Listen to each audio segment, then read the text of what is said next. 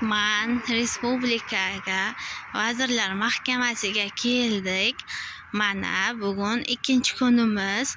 Bizni hech kim tinglamadi. Hatto hojatxonaga 2 soatgina isinuvdik. Kechasi soat 3 hozir. Soat 1 ga borib, hojatxonasiga borib isingan edik. Hojatxonaga ham bizani tinglamadi. Milliy gvardiya qo'ymadi. O'zbekistonga shunday chegara bor ekanki, fuqarolari erga qabuliga kirolmaganlar o'tirishga mumkin emas emish.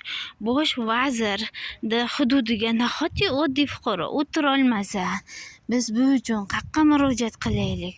Biz viloyatdan kelyapmiz, yotoq joyimiz yo'q. Qayerga borishni ham bilmaymiz.